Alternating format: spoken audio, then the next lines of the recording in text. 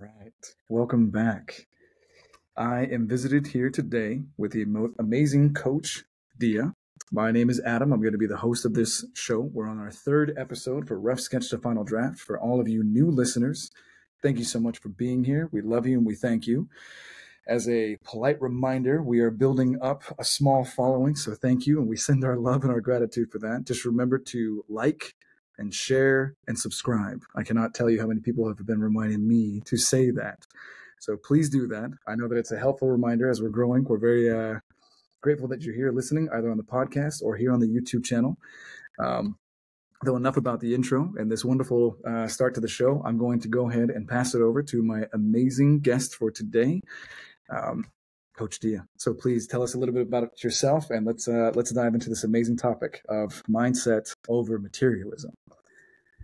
First of all, thank you so much for having me be a part of this incredible journey. You're a wonderful podcast. Congratulations. I know that it is something that is needed. I hear your voice on social media and you have a tremendous impact in the way you deliver your messages. So it's a pleasure to be here and I'm honored to be a part of it. So as everybody had heard, my name is Coach Dia. And I am a women's empowerment coach, marriage and family and divorced women's coach. I work with men, women, and couples. I also am a trauma healing facilitator. I am the creator of the My Second Chance course, and it's a course that was created for women to find themselves and show up as the people they want to attract in their lives in any area when it comes to relationship, whether it was a romantic relationship, to improve the relationship with family members or coworkers, just in the world in general.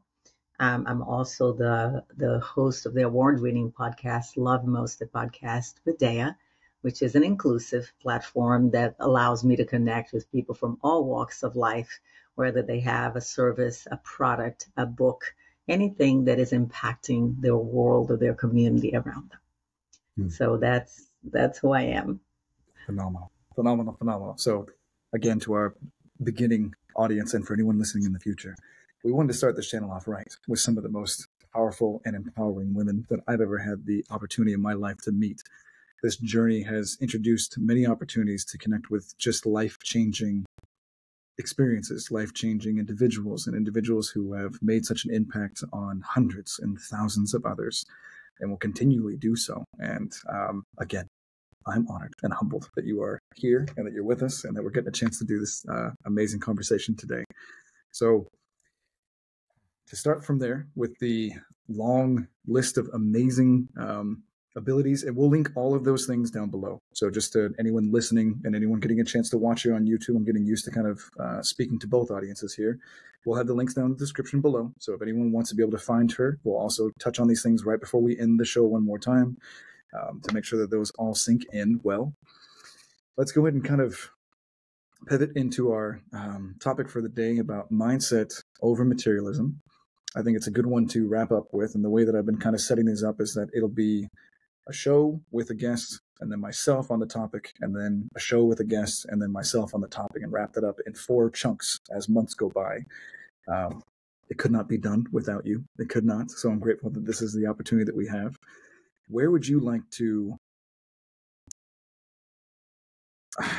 start in that sense? I was going to say intercede or begin or go on a pathway with the idea of the power, how the mindset really does make an impact in the lives and the development of our lives, and definitely kind of steers us away from the materialism and the pitfalls there, especially in your experience with your line of work. Let's go ahead and start that direction.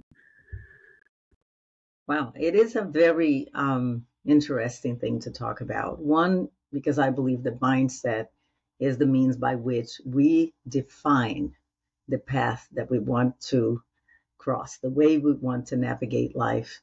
Our mindset will define that journey, right? So meaning if you have the mindset of success, abundance, joy, love, you'll most likely gravitate towards those things that resonate with those topics. I believe that mindset affects us in every decision that we make.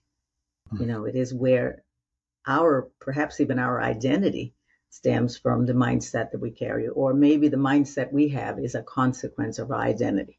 I mean, I haven't decided which one comes first. However, having them be interwoven, not only with the way we think, but with the way we walk, the way we act, the way we perceive others, and the way we perceive life events.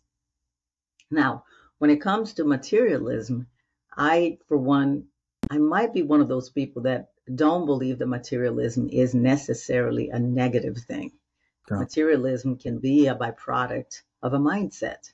And to be quite honest, materialism, even in the setting of abundance, right? Because we are not sure how we acquire that. I mean, does anyone wake up and say, I'm materialistic? I don't know. Perhaps someone who is viewed or perceived as materialistic might be someone that have come from scarcity in the past and then have achieved success because they had a mind of success, and now they're able to collect the fruits of their work. Now, to someone on the outside, that may look like, oh, they're materialistic. They have 10 cars, 20 houses, a house in Italy, and they dress very fancy. But to them, it may be, wow, I came from nothing, and now I have all these things. So is materialism a perception of what other people are doing? Is it a concept? Now we know materialism in itself is an expression of an excessive, right? When someone has excessive possessions. I heard someone say to me, there was this man that I know that has 2 huge boats, yachts, and nobody is in them. It's literally sitting in the ocean parked. And he has people to come in and clean and make it perfect, but no one is there, not even him. Is that excessive? Well, to me it is, but is it to him? Or is that a marker of his success and his hard work? So materialism to me is more about perception. Are we perceiving someone in that way? Because I do believe that the measure, the measure of success, the measure of achievement is very personal. Now, abundance to a person may look like it's everything that I'm provided for. I have everything. My needs are all met. That may be abundance for someone. Yeah. But to someone else, that may not be enough because it is tied with their own definition, their own mindset for what success actually is. And it is different for different people. I heard one of those, what's his name, Tony Robbins, say once that he had 2 clients that had completely different mindsets about what success was. Yeah. The one that we thought was successful, the one that people would say, oh, that man is successful. He has the houses, the marriage, the family, the cars, the boats, everything. But he was asked this question, do you feel successful? And he said, no, because I have everything. Even I've considered my life a happy life, but I cannot achieve the perfect BMI. He spent his entire life struggling with his weight, and he felt that he wasn't successful because even though he had everything else, he still couldn't achieve that one thing. Yeah. Now, the other client was a mailman, somebody who had worked all his life, had a simple life, and they asked him, do you feel successful? And he says, I do. And they asked him why. And he said, I feel successful because I get to wake up every day and have a roof over my head. I have a job. I have a beautiful wife. I have a great life. I'm not sick. I have my health. I am successful. You see? And so are we speaking about the measure of something, right? The measure of achievement, success is a very personal experience. So I think that when we are talking about mindset versus materialism, I think it's more of a point of view than anything else. From where from our point of reference, this is what it looks like. Yeah. So I still gravitate towards the concept that materialism is more a byproduct of perception. And I think that everyone has the ability to define for themselves what mindset is, what is their measure of success, what is their measure of achievement, what is the measure of where they find their identity. And only that person can decide that for themselves. I like that. That's powerful. In the truest sense, to literally have anyone who's listening and to take themselves back take 10 steps back, humble in that regard, and realize we're in competition with ourselves on a daily basis, not with X, Y, or Z outside of us. And the measure of real, true success, even in a material sense, is really what you're advocating. As long as I'm tracking with what you're saying here, mirroring it back another way for the audience to hear is to literally understand that it's always where we are with ourselves. And that when we really kind of project the negative stereotypes, the stigmatisms and that type of thing about material possessions, kind of comes more from a internal view that we're all really working with. And whenever we point that finger, for anyone who's watching the video, they'll be able to see there's 3 fingers pointing back at us, but there's one going that way. We lose 3-1. So it's really, we're trying to be better for ourselves. And someone who came from humble means might be satisfied with a loaf of bread on the table at night and a humble car in the garage, where someone who maybe had a little bit more needs to have the Ferrari, and that's okay because that's their journey. That's powerful. That's really, really powerful. I was, while you were going on, I was reminded of the storyline of The Count of Monte Cristo. And to anyone who's read that one, it's a phenomenal book. The humble main character, Edmond Dantes, he has a very proclivitous friend who is a little bit more on the upper side of things in French elegance and all that kind of stuff during that regal time during the Napoleonic Wars in the book.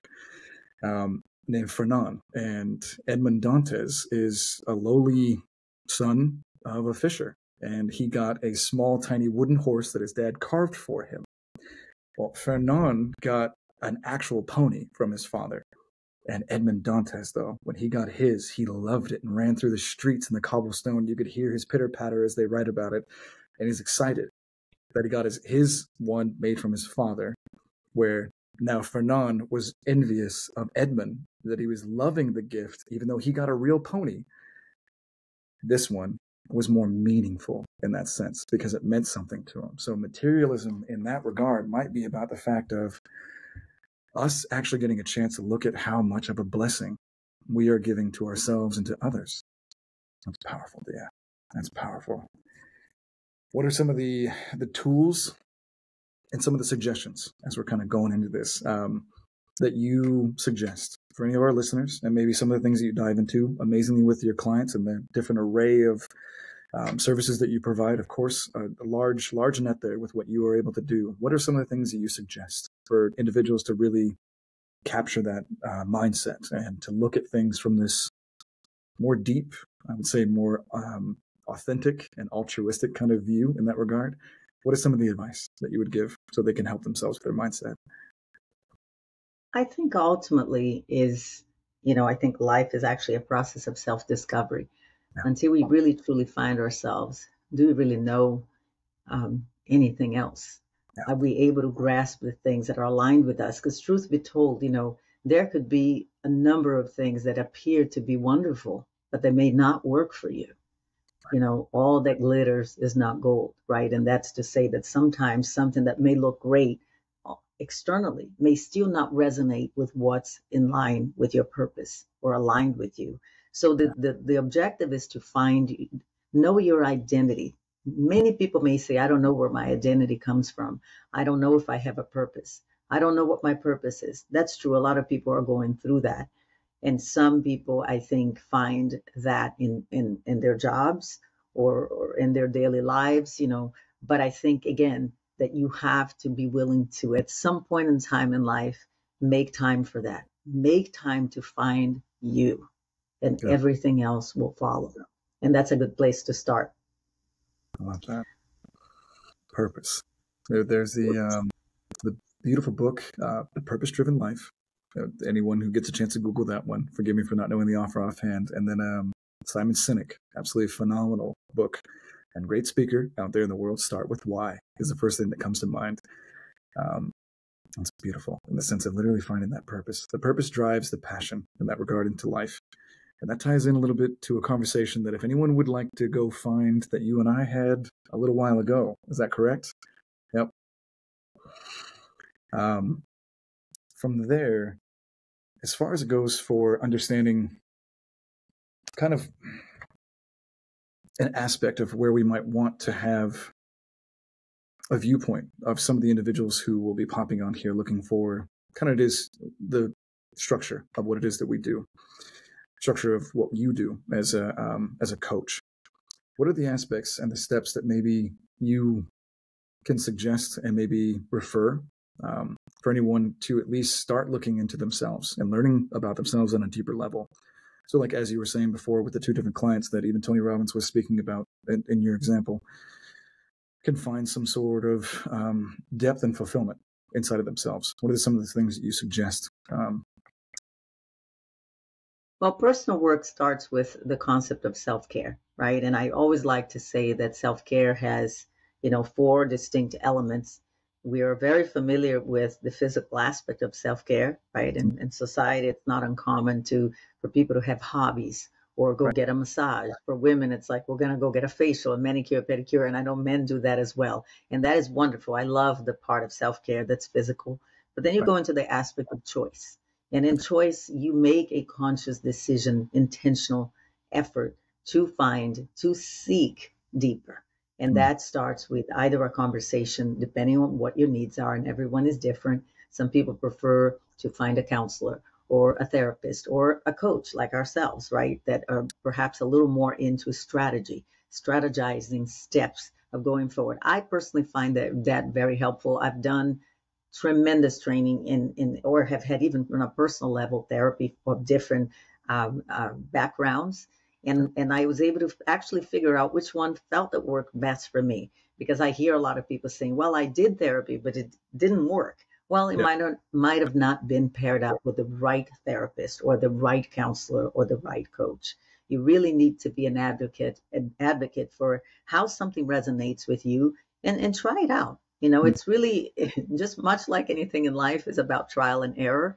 And you Yep. do have to feel comfortable, when you make a decision to peel off those layers, you better make sure you're comfortable with the person you're doing that with. Very, very important, obviously, to look for help with people that are equipped to help. That's why I always think in terms of choice, make sure that you are, um, working with someone who is trained.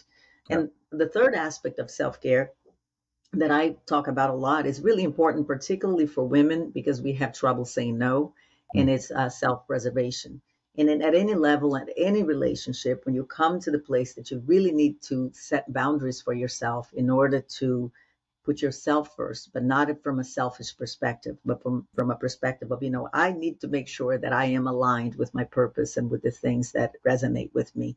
So self-preservation, the place that you come to become comfortable with saying no or setting new boundaries, the place that you get to actually unlearn some things and you learn new things, a new way to behave, a new narrative, a new outlook. That way you can clearly express and identify when something does not resonate with you, and be totally okay and peaceful. Say, no, this doesn't work for me, and move away from the things that are not aligned with, be, for example, an old habit or an old group of people that you used to hang out with that now no longer serve that new season in your life, and to be perfectly okay parting ways with the things that don't serve you. And last but not least, I like to encourage people to look for a tribe, and that's your support system. Now, you may already have a coach or a counselor. Those aren't with you every day, but it's great to have a group of people that are like-minded. Now, people that are like-minded don't think exactly like you, Right. but they have a certain rhythm about the way they live their lives. And they are there for you, to support you, not to judge you, to hold you accountable when you're struggling. And I also have found from my own experience that when I did that, when I looked for the group of people that I felt resonated with me. And it doesn't have to be 30 people. It could be two people. It could be one other person. It could be a group of friends in your community. It could be a decision to reach out and be a part of something that you're not comfortable with. But 9 times out of 10, you're going to find that when you allow yourself to be helped, you're going to feel encouraged to help others. And Yeah. then eventually, I think a lot of people are uncomfortable with asking for help. Mm. But if they're given the opportunity to help others, next time they need help, it's going to feel okay. Well, I was there for them. That's okay for them to be there for me. As a matter of fact, my dad told me something that really stuck with me. And I try to teach that to my kids. I find that young people have trouble asking for help. They feel like, well, I don't want to bother them. And I said, the biggest gift you can give someone else is to actually let them in. Yeah. The best kind of friend is the one who lets you be there for them. Why? Because it makes them feel valuable. You don't know if on the day that you let someone, maybe even a stranger, help you with something, and you say to them, hey, thank you so much for helping me. And that person's day just brightens up. You don't know what they're going through. You might be changing their minute. So I loved the idea of tribe for that reason, because we learn how to accept, how to exchange in times of need. Most people are comfortable exchanging something when they can give something, but they're not able to take. They're not comfortable taking the help or the advice or the support in times of need. And that really shouldn't be like that. So I believe that those 4 steps to self-care, that new awareness, that new rhythm, that new dynamic where you get to allow yourself to be a part of something where you have to grow.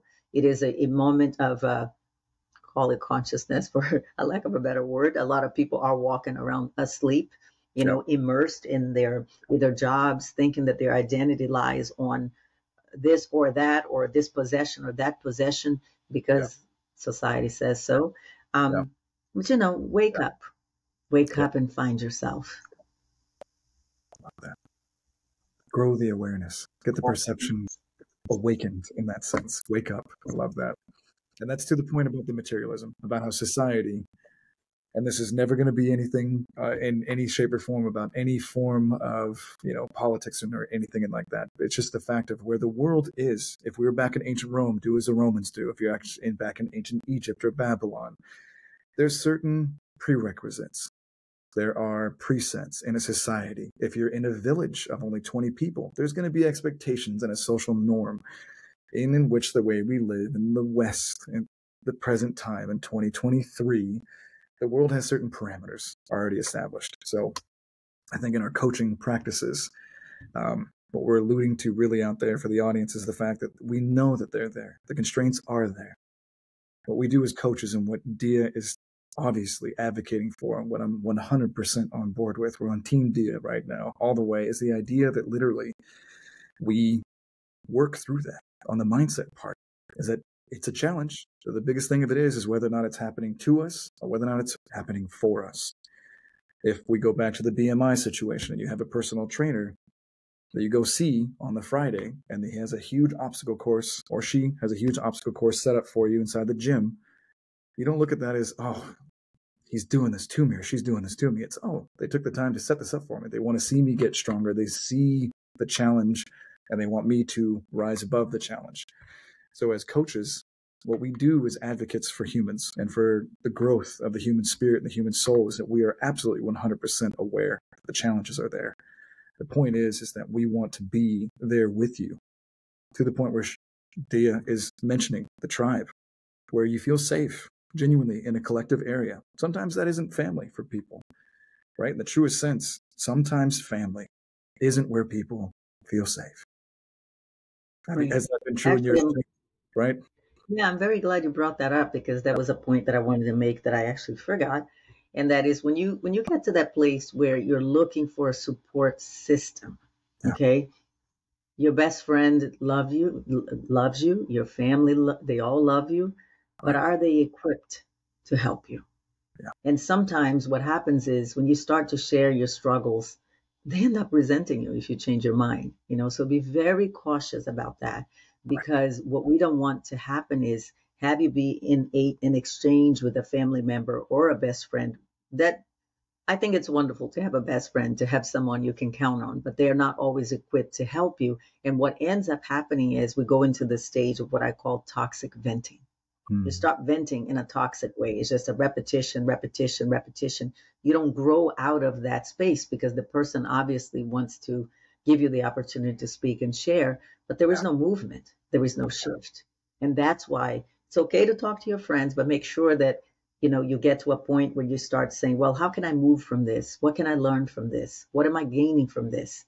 One of the questions that I was asked when I was doing my own personal work was, my coach asked me if nothing changed, right, in 5 years. Actually, the first question was, if everything changes, who are you going to be in 5 years? Now, I was really struggling finally to find my identity at that point. Had Mm. been, this is years ago, and I was going through a hard time figuring out my purpose and all of that. Yeah. And he asked me, if everything changed and you had everything that you wanted and everything that you deserve, what would you be like? And I had no idea what that was. But it was easy to say that if nothing changed, I already knew the answers because it had to do with the things that were happening in the present moment. And it was easier to stay in the place that I was than it was to see myself in a different place altogether. So you need someone who can see that and impart to you the things you can't see for yourself. I would have stayed in the same way, in the same state of mind, because I didn't even know what it was. I knew I needed a different life, but I had no idea how to access that. And this is why it's important to work with someone who's equipped to see that and guide you through it. I love that. Because otherwise we risk the idea of being in a comfort trap. Right. And our friends are going to love us, and our family is going to love us as well. I know that for not all listeners is that always the case. I've had my ups and downs too, and so is Dia. We've all been in that spot. At the same time, it's when we have loved ones around us, they mean well, and they're accidentally allowing us to continue on down a path which is not really serving us. Because again, the tool set is not necessarily within us all. We weren't taught this stuff in grade school, not in high school. Usually you don't go to a tech school or a trade school, and certainly not in college. These are specific skill sets and tools that you end up acquiring by doing a lot of the groundwork and doing, as Dia has been suggesting this entire time, really figuring it out from life experiences. Some of the content that, of course, that she has on her Instagram is absolutely inspiring and moving because she reveals a lot of her life story. And for the sake of time on this particular episode, and we're going to have you back again and again and again, hopefully in the future, and we lovingly say, we'll share more of that. You're welcome to share it today. I'm just saying it for the sake of the audience and the fact that there is plenty about this wonderful woman, that she has been through an amazing journey of being able to find the strength through the life experiences that she has gone through, and that there is wisdom in every single inch of it. And there has been ups and there has been downs, and she has found the strength within. She has had amazing mentors.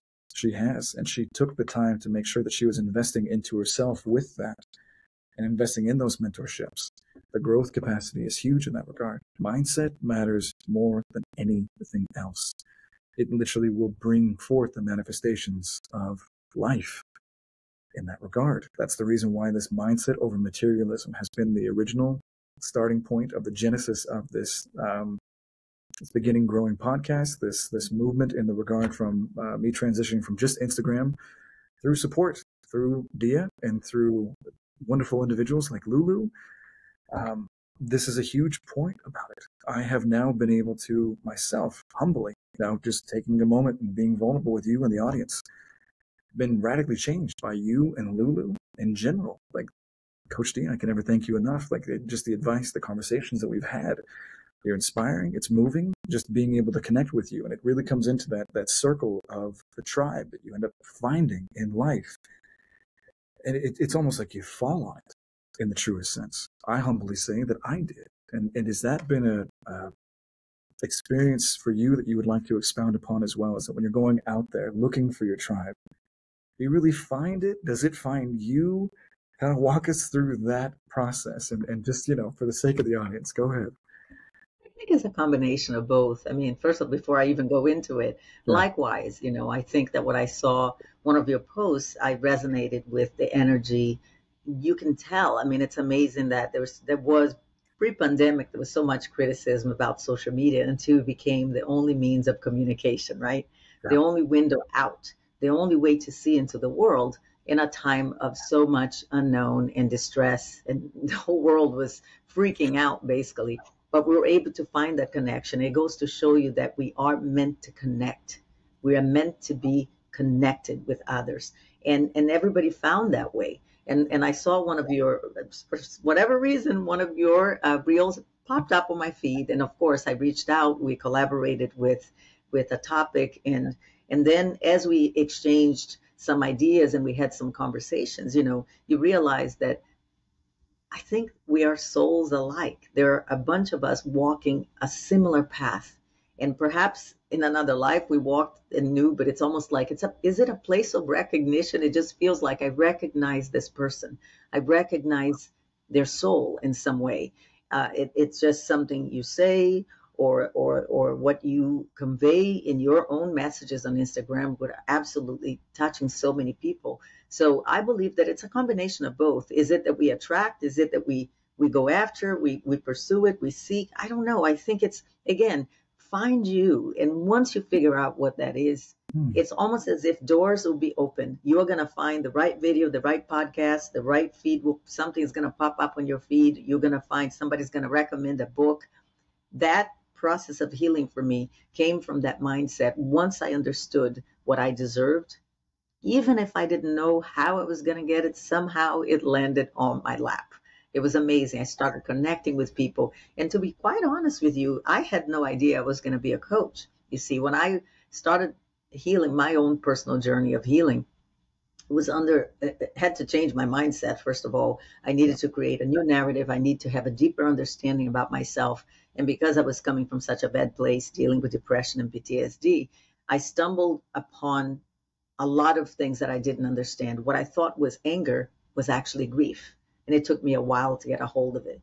Once I understood that what I was going through wasn't contempt and anger like people were describing, because it showed up as a reaction, the way that I was living, the way that I was relating to people.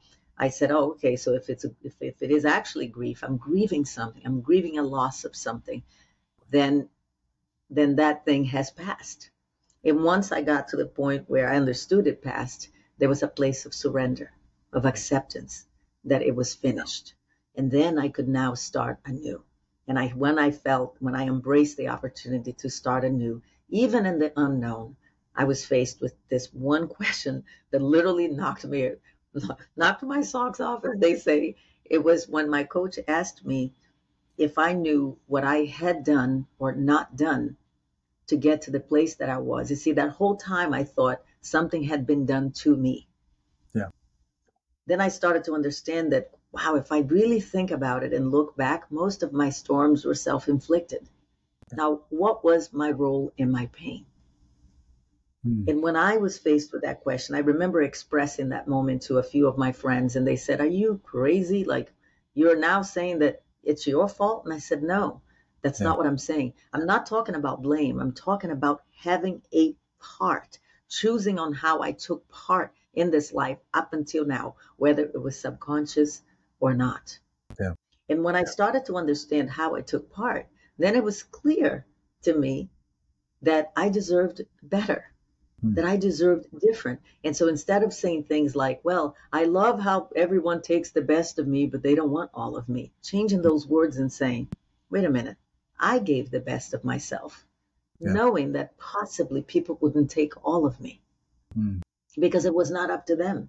You see, it was up to me to take all of me in, everything that I was, own it, earn it, and not depend on anyone to define the person that I came here to be.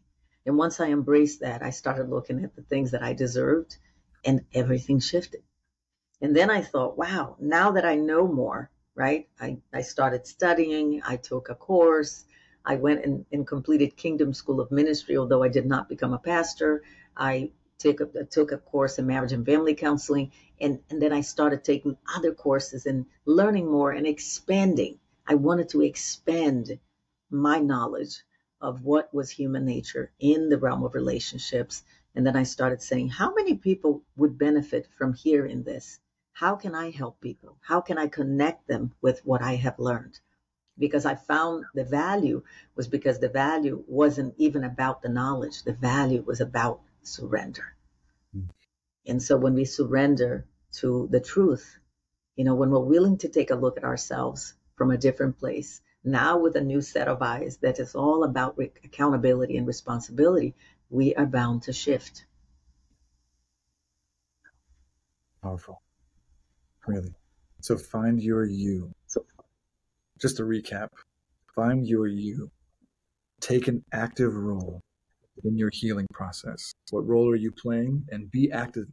Start playing the character live in your own healing process instead of just being someone in the stands, watching what's taking place inside your life. Take an active role in your healing process and surrender. Those are three powerful tools. I love that. Okay. And and one thing that I like to add is that because I know a lot of people aren't going to wake up and say, oh, today I'm going to heal. Most people are like I was. I Yeah. just didn't know where or how or who, or Right. I just knew that I needed a different life. So it's not going to look like that. Everyone is going to have a different journey, on how to get there or how they feel about it or how to go about finding those answers. One thing that was very, very life changing for me was when I thought of mindset, and it's gonna sound like a contradiction, but it was the aspect of being insignificant. Now, I don't say that to mean that we're not important. Right. I feel that all of us are in some way replaceable, right? All of us are replaceable. And this is why you show up the way you do. You see, this is why you show up with a desire to leave a mark, with a desire to make a difference. Because even though we all can be replaced, no one can do it the way you do. We are unique. We're given that identity. When we come into this earth, we're given that identity. That's why your mindset is very important. The mindset of uniqueness, that there's no one like you, that because we are in some way replaceable and we can be viewed as insignificant, right? That does not mean we're not important.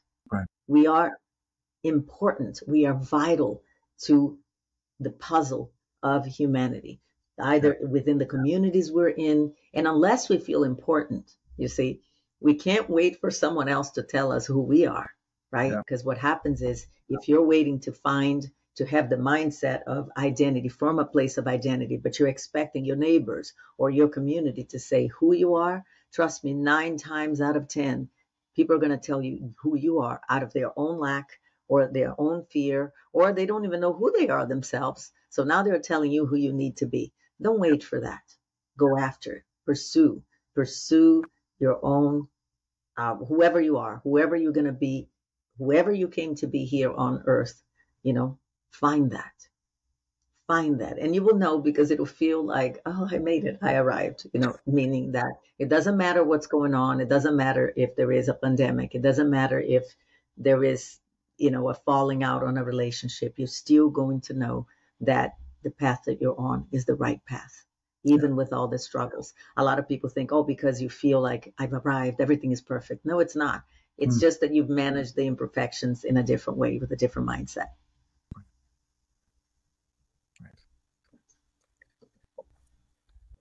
There's always so many good things that come up whenever we have a good chat. Like just the opportunities to actually have in-depth, life-changing moments in the truest sense for anyone. They're going to come up when they come up. And sometimes dramatic apathy is the only time that really stirs people into a whole entire dramatic moment, that something dramatic changes in your life and the shift has to take place. So if everyone who is listening is at a spot in time, and I will eventually always come back to this in some form or another, if you found this podcast, if you are falling upon this YouTube video at whatever point in time in your life, it happened for a reason. The same reason that Dia and I got a chance to connect. She's on the East Coast, I'm on the West Coast. I started my life a long time ago on another continent. So things connect us when it's supposed to. If you're here and you found her, or you ever find me and you find us, it's for a reason. So you're welcome here. And wherever you are in your journey, if you've been looking for that aha moment, that moment where it's the spark, the I'm done with it, never again moment is near and dear, if it hasn't already happened right now. I have humbly accepted in my coaching journey, Dia, that I'm transition. Simple as that. I never think in that regard that someone's going to be my client or someone that I'm going to oversee for the next 20, 30 something odd years. I have accepted humbly that you found me when you're at a transitory spot in time in your life. I am a part of that. I am happy to be here. And I want to do what I can with you in the moment and send you on your way to the next amazing mentor, leader, however that's going to work in your life. And in that sense, as you were touching on some of those things, it really is about the fact that the transformation is vital in life. There was a story that I was reminded of. I was at a business conference, just to tie in and share some of these things. This was, thinking back now, about 8 years ago. And this was in my corporate life. And there was an amazing, powerful woman there. She was the CEO of the company. And I won't say any names or anything else like that. Just she's amazing. And she's changing lives and everything else like that. And this was in California. And I got a chance to have an opportunity to have a luncheon with them afterwards, as you do sometimes in the corporate world. And we sat down with her, and people were asking all these different kind of questions. And, how did you become this? And how did you do that? And she had mentioned 30 years previous to that day that she was doing the interview, that now we were sitting down having lunch, 5 minutes after the interview and the talk was over.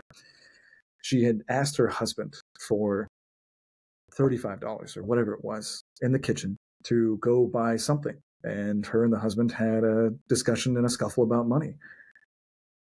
And it was at that moment, Dia, she said to herself, never again. Never again will I ever have to ask for money or assistance from anybody ever again. And it radically changed and transformed her outlook, her mindset. She started thinking about her. She started growing herself. She got a whole bunch of books on business and marketing and everything else like that. And here she is now, the wonderful CEO of a company, less than 10 years later, 30 years down the road, making talks and getting paid multiple thousands of dollars to be there for an hour, just to grace us with her amazing wisdom and presence. So if any of you are listening, just understand that there are real life moments that don't necessarily have to be this, you were standing at the airline saying goodbye to your love, or it doesn't have to be the moment of the movie cinematic thing. It could be just as pivotal as a conversation between a loved one in the kitchen about groceries that will be the click that radically changes your life. You'll never know when it's coming, but it's coming. It's on your way. And if it isn't clear to you right now, it just might be in your blind spots. It's okay. If you don't know what you don't know, that's all right. Keep growing and you'll learn more about what you don't know. It's a beautiful, humbling experience. And you'll keep on learning more. It's the greatest thing about it. As I mentioned on the last podcast, we don't know everything as coaches. We don't. None of us do. We don't have all the answers. Like Socrates, the wisest man in Athens thousands of years ago, said he was the wisest man because he knew that he knew nothing. So we as wisdom givers are really here because we've been in the muck. We've been down in the dirt and we found a way to pick ourselves back up. This amazing guest that I have, Dia, has all those skills and more. So in that sense, that's one of the reasons why having a great conversation with someone who has the skill set, has the patience, the tenacity, and the ability to articulate it lovingly and from a safe space of understanding to walk you through it slowly is one of the most amazing experiences ever.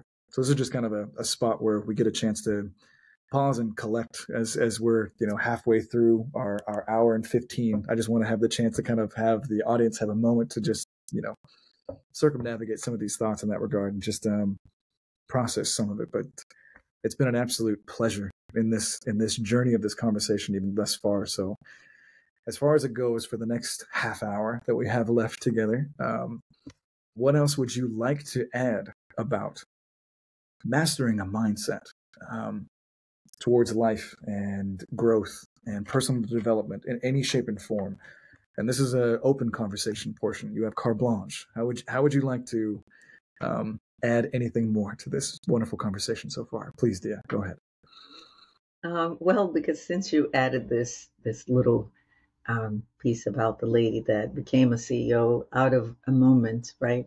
Right. Everybody has that moment, which I call the edge. Yeah. It's an edge. It's where you get to that place of no return, the edge. You said, oh, I'm not going that way. And we sort of take a step back and everything plays out. And you start to see with clarity what it is that you need to do to achieve what you need to achieve. Now, some people experience an experience like that, a trivial conversation in their kitchen. Yeah. Some might go through a traumatic event. But I believe that one of the most powerful things that we can experience is the moment that we realize that the only control that we have is how we take part in life. And that no one, no circumstance can decide that but ourselves. So when I think of mindset, what keeps coming up to me is it is a place of ownership. You have to decide. You have to decide that no matter what it takes, you're going to find that place that you're going to find peace, clarity, and wisdom. I posted a question on my Instagram today, and it was about if you had a magic wand, what were the three things, and you only had three wishes, what would be the three things that you would ask for? And I had asked a couple of people in my surroundings to see what people would say. And I was so surprised to find that a lot of people wanted things that the money could buy. And I thought, interesting, because I chose the things that money couldn't buy. Yeah. I was thinking in terms of the things that the priceless things, right? And then the changes that I wanted to make were about, they were bigger things, much bigger than myself. I wish I could change, um, world hunger. Yeah. And I wish that I could change, in other words, making changes that would make a shift and an impact in humanity. Because I knew that using those three wishes for things that were trivial didn't advance me as a human being. Yeah. It only kept me as a person. You see, there's a difference between being a person and being a human being, right? And making an impact in the world around you. This is why when I created my podcast, I was so passionate about I didn't care what your spiritual background was, your race or your ethnicity. I really wanted to speak with people that had in some way impacted the world around them, right? Yeah. And when I spoke about the edge before, I had that experience a couple of years ago when I almost died of COVID. And it was weird because that wasn't a pleasant experience, you see. That wasn't a fun experience to go through. And it was so difficult that I came out of it with my soul on fire. Not right away. It took a while to get my bearings. But even though what happened afterwards was wonderful, I don't know if I would want to go ever experience that again. I really was literally left traumatized, but that was the edge for me. The point that I realized that we have no control.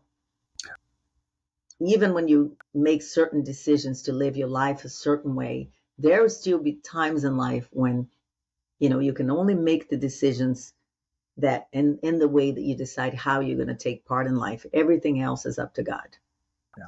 So, and even for people who don't believe in God, call it the universe, whatever you call it, because I know people believe in different things. We're including everyone here. It's not one thing or another. It's whatever resonates with you, of course. But I think that the person that you mentioned, she had that moment, that edge that said, okay, I am going to do this, this, this, and this. And this is what happened to me. After that experience, I thought, wow, I can live angry, I can live sick, or I can take this experience and embrace the rest of my life. Because to me, even though there was sickness and trauma, there was also a second chance. So I decided to look at it from a different place with a different set of eyes. I said, Dea, you're given a second chance. So look at that second chance. Don't look about how much it hurt, how horrible it was, and how scary it was. Look at what else was on the other side of it, and not why I was going through it, but what was I supposed to learn? And the moment that I started again grasping that concept again, because I go in and out of that, we all do. I just thought, wow, this is it. This is the gift. That was the gift. That was what I was meant to see. That there is more. And unless I'm the one who decides to be the co-author of that journey, yes, there is destiny. Yes, there are things we can't control, but we take part. We literally choose how to take part in every life event that pertain to us, including our own pain. So it's very important to have the mindset that embraces a part of not having control, but also a part that says, you know what, even though I may not have control, I can still choose how to take part going forward. Always taking steps forward. Okay. Keeping that forward flow, never stopping, surrendering even to the flow, to the forces of nature as it goes. I touched on this on one of the other episodes too, in the sense of when we come down here in the universe, we don't get a chance to say, I'll take 4 summers, only 2 winters, and all the rest springs, right? Like it's that you come into this universe the way that it is, and you deal with the seasons that follow each other. I mean, if we get a chance to create our own universe, we can create it however you want. Any of you listeners out there, create your universe however you like. In the meantime, fall follows summer, winter follows fall, and spring is the perfect place to follow after winter in that regard. So in that sense, there's a moment, as we're mentioning here, that is just the demarcation that was before, and then a change happens afterwards. And it's like the seasons of our lives. And it's an interesting thing in the mindset of conversations as far as it goes for coaches to coaches. And that's why I was so looking forward to having this beautiful conversation with you, is there's so much wisdom and so much experience and so much that I always just humbly get a chance to learn while we actually even chat in any capacity, let alone for the audience's benefit this time as well. But graciously, thank you again, is the fact that we are faced with this question often. If we compartmentalize the actual coaching call, if we look at it as data instead of actual, literally verbatim points, if we look at it as data chunks on a board, right? If I could put this on a whiteboard behind me, maybe one day we'll have enough money for that in the future, folks. So keep on liking and subscribing, and send all the love to Dea. In that regard, it comes down to the fact of it would literally look like this. They call and they ask, help me change my life. X, Y, or Z circumstances are here. We say, we will help you in that regard. And that's going to happen when the client says, and they say, when is that going to take place? When is that going to take place? Right? So it's an ABC. The answer always comes back. When you change, that's when your circumstances will change. When you fundamentally change your mindset, when you fundamentally become aware of the things that you weren't aware of before, your blind spots now come into focus. And not that all of them go away. It's not that as soon as one blind spot is figured out, then now you've got the answers to the universe and the hands on the crystal ball, and you got the universe by the control strings. It's really the fact that literally change takes place in your life when we change. And as coaches, we are literally big supporters, cheerleaders, and trainers in that regard, like personal trainers, to help you through your transformation process. That's the whole entire point.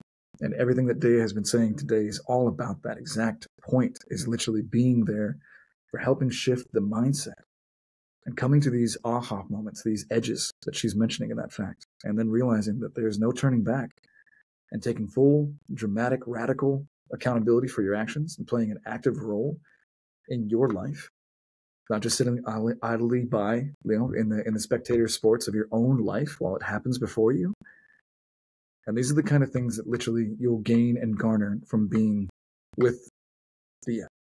She's amazing, and she'll help out and assist in any way, shape, or form. She's absolutely phenomenal. And if you get a chance to go to any of her content, anywhere from her podcast to any of her Instagram links or anything else, or here now in the future where you get a chance to see her or you get a chance to hear her wonderful voice on the podcast, I hope there's been so many nuggets of wisdom that everyone gets a chance to take home. So Thank you so much for your kind words. And I did want to say something to encourage the listeners, okay? Yeah.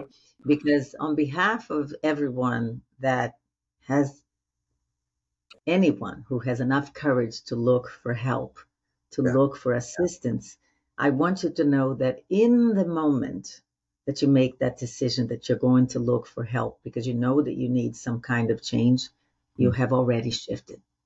You've already shifted to the intentional place, to the place that if you're seeking better, if you're seeking healing, it starts with desire. That desire puts you in the category of already shifting. Okay? Our hearts are, when we seek healing, our hearts are constantly in the process of mending.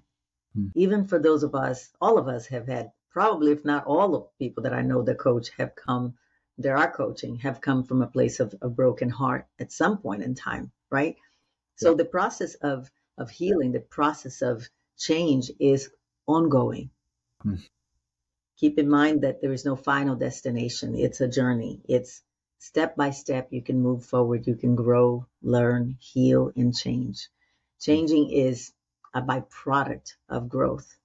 Okay. So it's not like, when you decide that you need help and you reach out to someone like Coach Adam or myself, You're already in the place of shifting. And then with your desire to grow and your humility, right? Think about this. Evolving is more about emotional humility than anything else.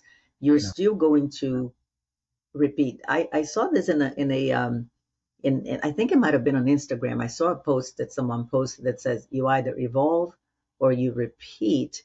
And although that is true, I Yeah. want people to know that evolving involves some repetition.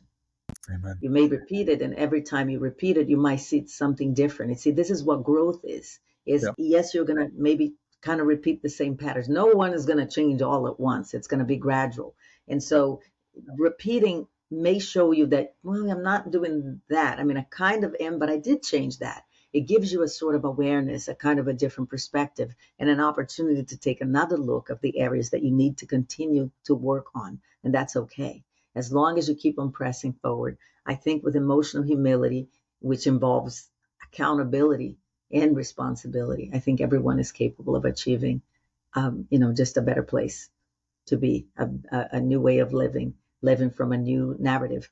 And I encourage you, I'm going to change the word to, I urge you not to think of perfection.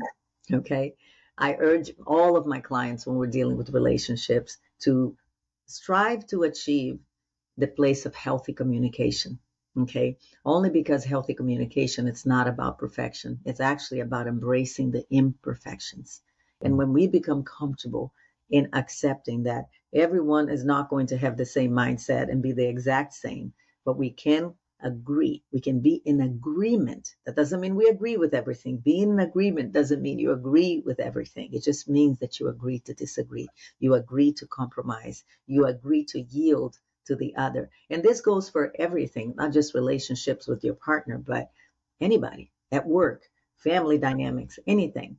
Right. So give yourself a pat on the back if you have decided to reach out, even watch a podcast or watch a video or read a book. Even if you're not ready and you don't think therapy or counseling or coaching is for you, there's a lot of help available out there. I always say, if you don't feel like you can go talk to someone, just Google it.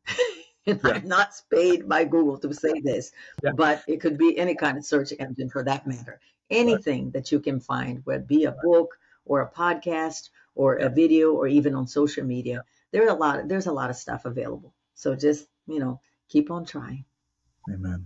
Amen. We draw into our universes so eloquently spoken in the sense of what we are, not just what we want, but also what we are. And if to Dea's point, if you are attracting into your life motivational topics, podcasts and ideas, thought leaders in this capacity, like Dia, then you're already resonating at that frequency. That's what she's saying. You're already there. It's like when you're reaching for the actual dial, the knob inside your car to find a radio station of something that you wanted to hear, and then you find it when you know it. You were looking for it already. You're already looking for it, which means that it's already inside you. You're already at that level. Something inside you is already asking the question and asking you to come to these thought processes. So you're already in that stage. So eloquently said. I think that the premise of the entire life journey as a beginning to an end, all the way back to some sort of a hero's journey type of idea with is eloquently really summarized by a rough sketch to final draft the way you just actually threw it out there. So I'm going to have to just say thank you for putting the entire premise of this entire type of chat with the idea for the name of the show in the first place. You just said it all. You just nailed it all. So succinct, perfect, just with a nice bow on the very top. And that was perfect. We didn't plan that, by the way. This is just the kind of magic. No, we didn't. This we is the didn't. We didn't. So, I actually was interviewed on a podcast I would say last week, and I was told that I was going to be sent some questions, and I requested that they didn't. Okay. And they asked me why. I mean, they wanted to, I can understand people want to have it planned out and be perfect. My experience in life is that the best things are said while we're in it, while we're feeling it. And I think that when you don't have the questions prepared, you're much more likely to listen to the person that's interviewing you to understand what they're asking you, as opposed to what you think they might be why are they asking this, and why, it'll make my mind go into a spin if I have to think so much about, because I'm a woman, right? And women, we generally overthink. So I prefer to just let it flow. Let's just go with it. And on that thought, on that note, I wanted to point out something. I know we spent a lot of time emphasizing about mindset Yeah. and materialism. We spoke briefly about, but I wanted to also point out that I don't think being materialistic is necessarily a bad thing. Yep. Okay, having some aspects of material now. Anything in excess, of course, is not great, right? Ideally, we would have a balance. And you may be someone like myself who, I'm spiritual, I'm down to earth, but I like things. It's okay to like things. It's okay to want to have things of quality, good things. That's okay. That's a part of my abundance mindset.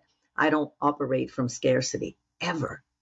And even when I had less, I Yeah. still didn't feel like I had nothing.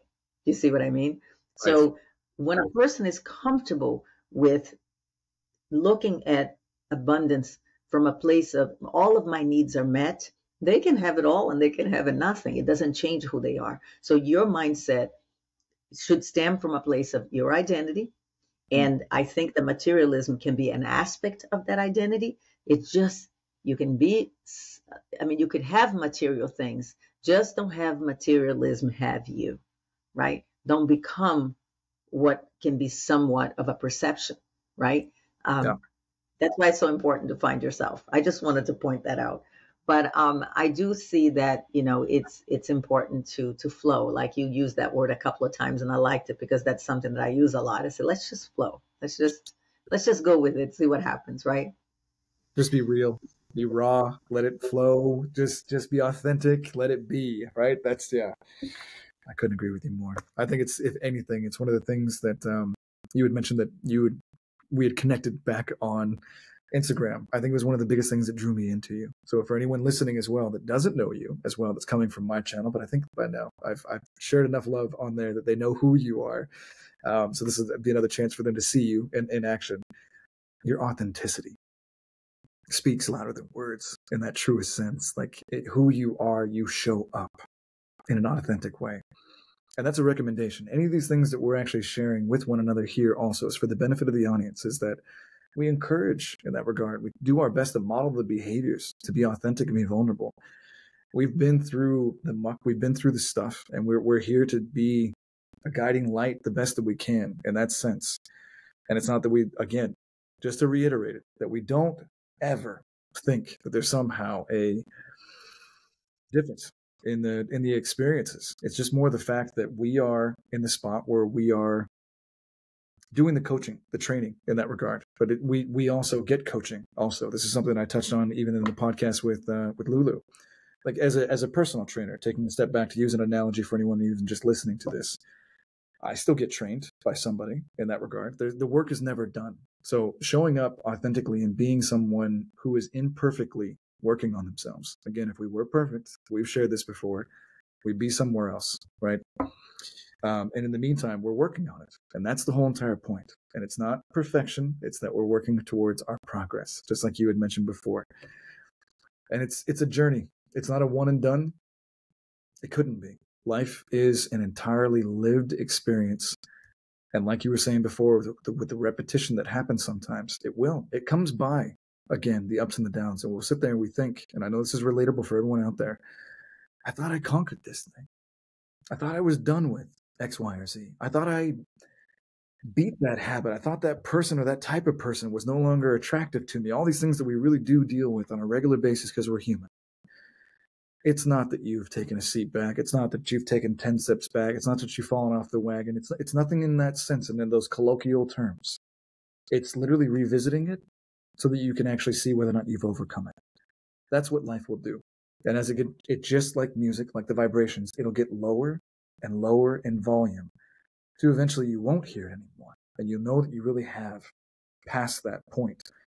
It's a beautiful process. So wherever you are at, keep on enjoying. It's going to happen and it's all right. So we are coming to the last few minutes that we've got left. I'm going to leave it as an open floor in the sense of just add what you would like. And then we're going to wrap this up with reminding the audience where the socials are, where they can find you, the amazing things that you've done and that you're working on currently that they can look forward to finding on the podcast episodes to come. And you always have amazing guests as well that you're connecting with through your Instagram account, through the lives. So I want to make sure that everyone's making time to go find Coach Dia and look her up and make sure that you're following her to get the content that's coming down the pipeline. Even if you find this video a year from now, she won't be done. She's never going to stop. So she's changing lives for the rest of her life. I know that for a fact. So where would you like to leave us at? That is a very good question. You know, I was thinking as you're speaking, I'm thinking, you know, I like to say that imagine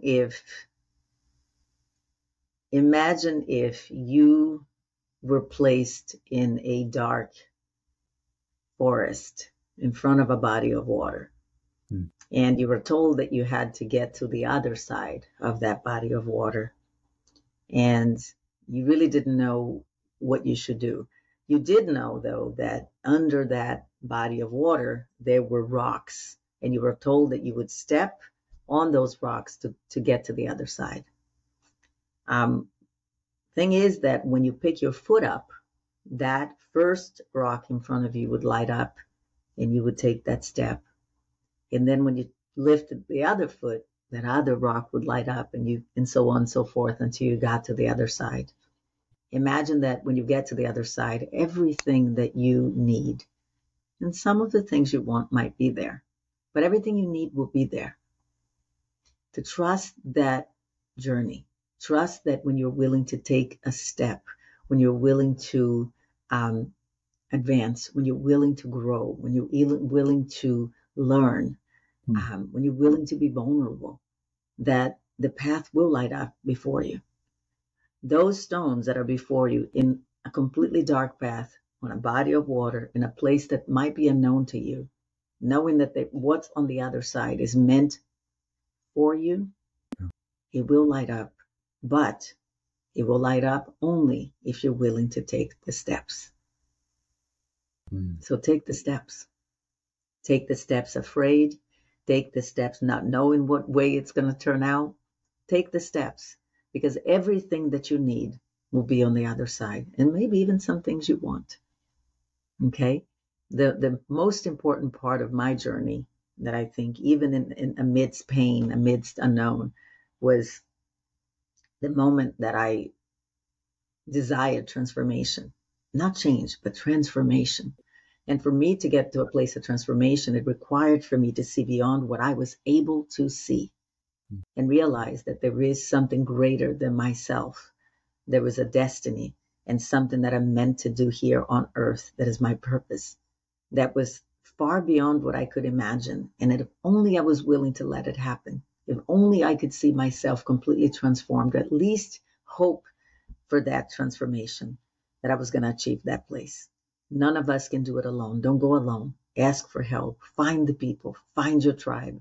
Get the support. You know, try to connect with people. A lot of people are going through some of the things you're going through. Connect. We're here to connect. And that's what I wanted to share. Well, there we go. There's no better way to end it on a high note. So all I'll simply do is kindly and lovingly request that you remind people where to find you. And we'll wrap this episode up with a big bow and a happy smile. So where can people find you? The easiest place to find me is on Instagram at Coaching with Dea. Dea spells DEA.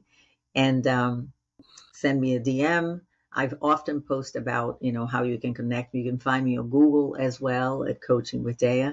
And that's the best way to find me. There is a link tree on my bio. You can click on there and see my social media and my contact information.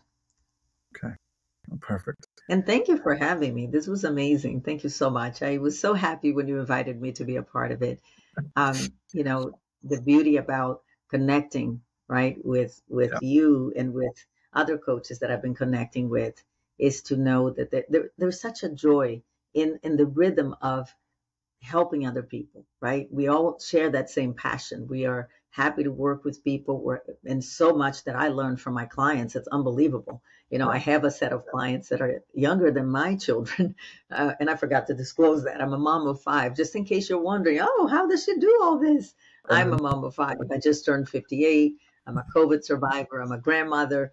And even in my clients, my younger clients, the younger crowd, I learned so much about things that even as I was parenting my kids, wow, I wish I knew that then. So it's been a real gift to work with everyone. So thank you so much for having me as a guest. This has been amazing.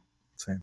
Pleasure is abound, and I'm sure the audience will love you. Leave a comment down below for Dia, and I'm reminding the audience, as they have reminded me, leave a like and a comment and give it a share if you can. It really helps us out as we're growing. I feel so strange actually having to say that, but it's fun because it's like a YouTube podcaster thing to have to start to say.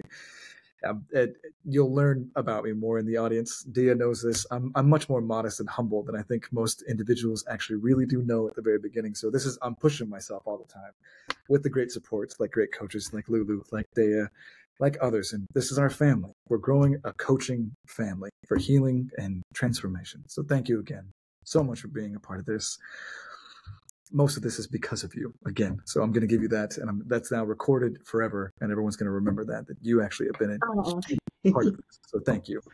All right. That concludes our episode. Thank you so much, Dia. Thank you. Cheers. Stop. Bang. Bingo.